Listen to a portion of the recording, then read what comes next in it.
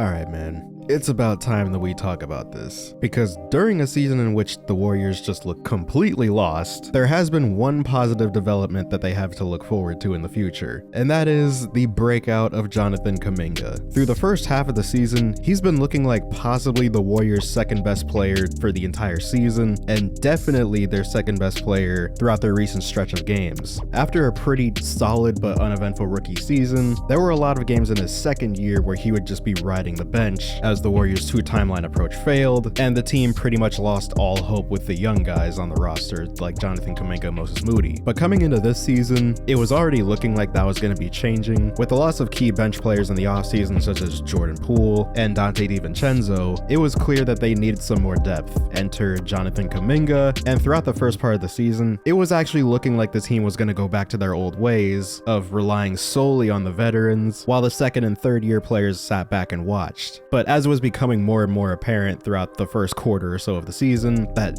was not gonna work, only then did guys like Jonathan Kuminga, Trace Jackson-Davis, and Brandon Podziemski end up getting more run. And they have taken full advantage of it. Jonathan Kuminga being the most notable player. Being a 6'7" wing with freakish athleticism and insane strength, he's been able to self-create a lot more this season, which is a problem that he's had in the past, as a lot of his buckets from the last couple seasons were mainly assisted, and he sort of shied away from creating his own shot as much, because you have guys like Steph Curry and Jordan Poole who you can play off of. And even to start this season, it was still more of the same, especially with Chris Paul on the floor. But since he's been injured the last few weeks, and with Draymond being suspended, another creator for their team, there were a lot more situations where he would need to create his own shot, and that's exactly what he's been doing. And it seems like he fully realizes now how much bigger and stronger he is than a lot of his matchups, because they've been hunting a lot of mismatches with him on the floor, and he has been getting to the rim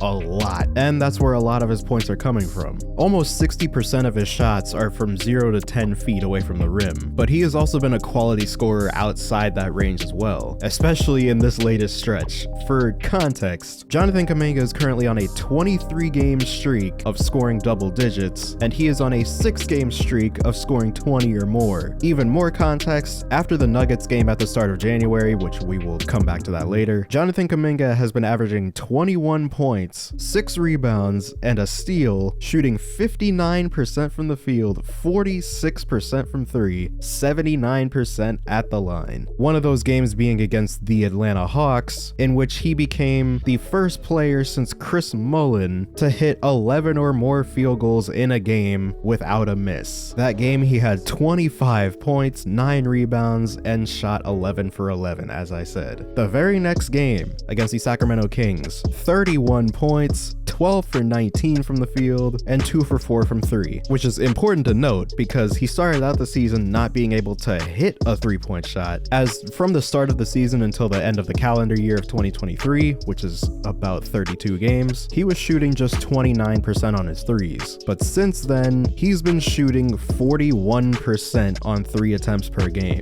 And so he's becoming a better floor spacer as well as being a crazy threat inside. And it does finally look like he's actually coming into his own and really living up to his full potential. Unfortunately, he had to go to extremes to get to this point, because as I mentioned before, that Nuggets game, it very much feels like Jonathan Kuminga, as well as a lot of the other younger players on the roster, have the shortest leash imaginable, because there are times where Jonathan Kuminga gets subbed out, doesn't play the rest of the game. There are times when Trace Jackson-Davis doesn't see the floor, even though the Warriors could benefit from having a rim protector or a shot blocker on the floor, or a pick and roll threat, a roller. Moses Moody has been one of the main examples of this. There have been times where he just is not playing. He's been injured recently, but even when he was healthy, it seemed like it would take a lot for him just to be able to get some playing time, and so that's been the current situation. That brings us back to that Nuggets game, because after Jonathan Kuminga had drawn Jamal Murray's 4th foul and essentially sidelined him for the rest of the third quarter, which in turn led to the Warriors going on a massive run, he didn't see the floor for the rest of the game. He played 18 minutes and 57 seconds that game, which is, by the way, the least amount of minutes on the team, when realistically he should have gotten a lot more run in the fourth quarter, especially while the Warriors were struggling to get inside.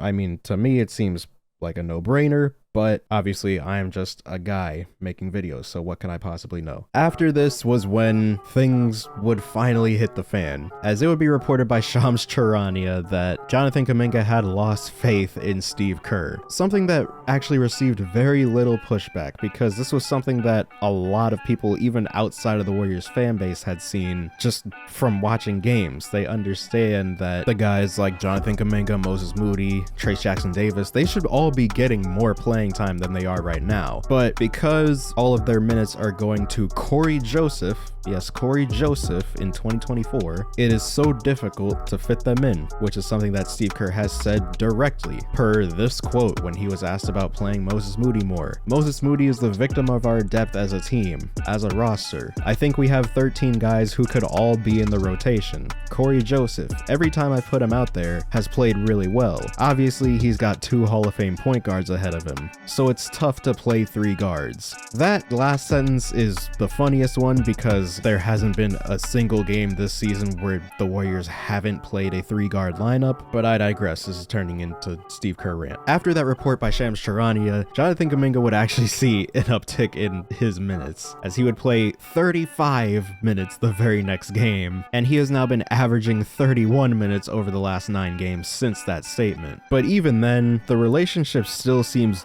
very shaky, as just a couple days ago he had said that he was nervous about losing his role, which is something that he shouldn't be afraid of given how well he's actually playing, and yet that's still a concern that he has. That is an issue, and it's not an issue with him because he's seen it. They gave him an increased role to end December when the Warriors first lost Draymond Green to his suspension, and he was playing well. And then we get to that Nuggets game, he is still playing well, 16 points on 5 for 7 shooting in 19 minutes, and he still gets benched in the last 16 minutes of the game. And so I think it's just one of those things where, like, he's experienced this before. He gets an increased role and then he gets it taken right back. I think he very much has a right to be afraid of losing his role because he's seen it happen to himself and he's seen it happen to Moses Moody. Earlier this season, there was a stretch where Moses Moody had 3 straight DNPs for absolutely no reason, which led to the fan base becoming so disgruntled that Chase Center was actually chanting for Moses Moody to be subbed into the game.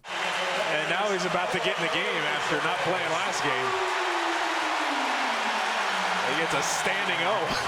This is a player that realistically should be an integral part of the rotation, and yet this team has their fans chanting for him to be subbed in like he's Taco Fall or someone. It's just been very confusing, to say the least. And there was actually something similar that happened to Jonathan Kuminga as well. Earlier in the season, the Warriors played the Portland Trailblazers at home without DeAndre Ayton or Jeremy Grant, mind you, and with Anthony Simons fresh off of injury. And yet they still found a way to go down by double digits in the third quarter. Jonathan Kuminga had no minutes up until the 4:45 mark of the third quarter, in which he entered the game with the Warriors down 11 points. He would play the remaining 16 minutes of the game, in which the Warriors would outscore the Blazers 44-29 to come back and win. Jonathan Kuminga had 13 points, shot 6 for 6 from the field, and in the minutes he was on the floor, the Warriors had a 127 offensive rating and an